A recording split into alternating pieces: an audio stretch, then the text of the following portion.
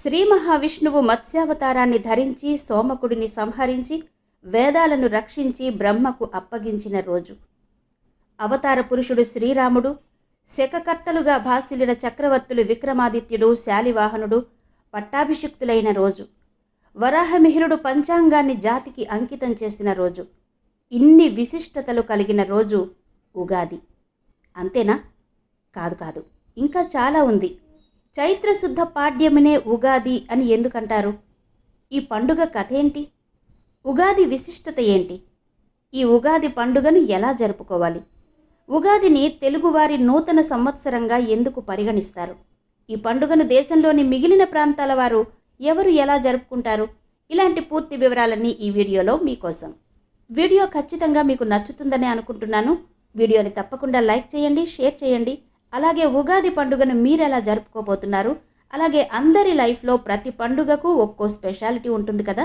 అలాగే ఉగాది పండుగకు మీ లైఫ్లో మరిచిపోలేని విషయం ఏదైనా ఉంటే కమెంట్స్లో తప్పక చెప్పండి. ఈ ఉగాది మీ అందరి జీవితాల్లో సరికొత్త శుభాలను తీసుకురావాలని కోరుకుంటూ మీ అందరికీ నూతన సంవత్సర శుభాకాంక్షలు. మరిక వీడియోలోకి వెళ్ళిపోదాం పదండి.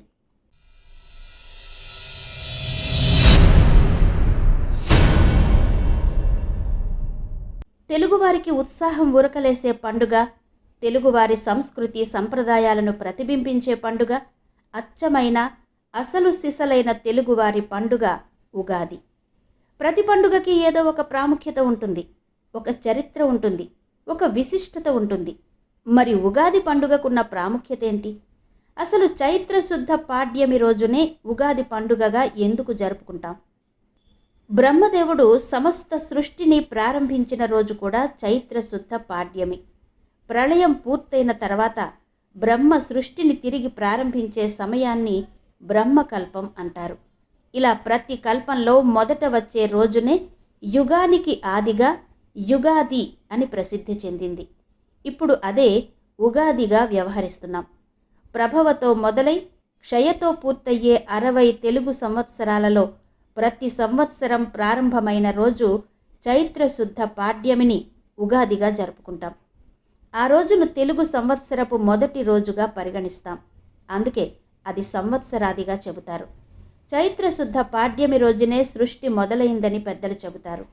అందుకనే ఆ రోజుని యుగాది లేక ఉగాది అని వ్యవహరిస్తారు. మరి ఈ సంవత్సరం ఉగాది ఎప్పుడు వచ్చింది అంటే, ఈ నూతన సంవత్సరం పరాభవనామ సంవత్సరం. ఈ 2026 పరాభవనామ సంవత్సర ఉగాది మార్చి 19వ తేదీ గురువారం వస్తోంది.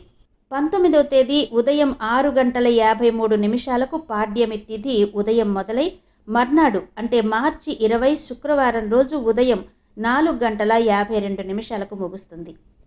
కాబట్టి మార్చి 19వ తేదీ అంటే రేపే గురువారం నాడు ఈ సంవత్సరపు అంటే పరాభవనామ సంవత్సరపు ఉగాది. మరి ఉగాదిని ఎలా జరుపుకోవాలి?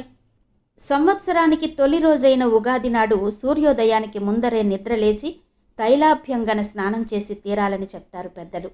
ఒంటికి నువ్వుల నూనెను పట్టించి చేసే శిరస్నానమే తైలాభ్యంగనం.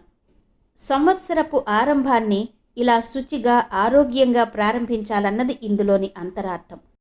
ఈరోజు సూర్యోదయం కంటే ముందే అంటే బ్రహ్మ ముహూర్తంలో లేవండి. గోరువెచ్చని నువ్వుల నూనెతో తల నుంచి పాదాల వరకు నెమ్మదిగా మర్దన చేసుకోండి.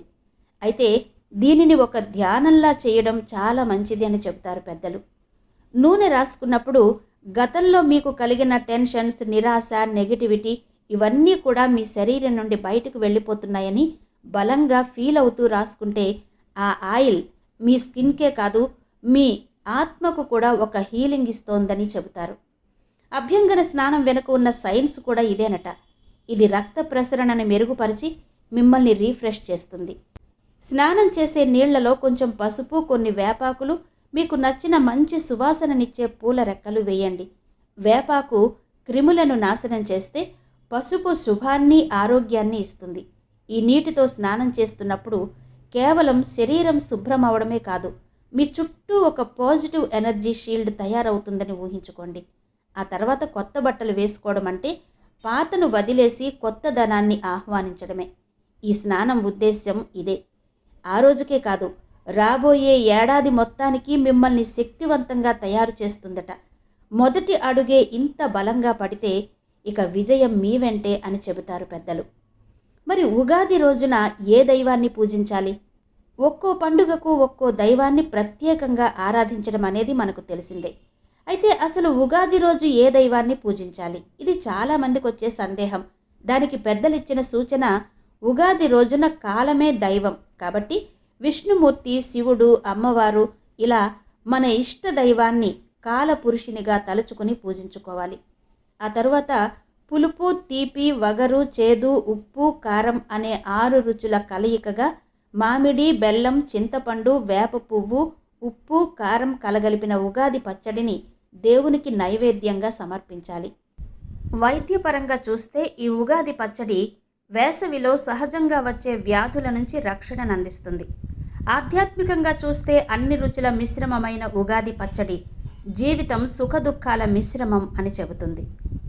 ఇక ఉగాది అనగానే అందరి కళ్ళ ముందు మెదిలే ప్రధాన అంశం, తెలుగువారి సంప్రదాయాల్లో ముఖ్యమైన విషయం పంచాంగ శ్రవణం.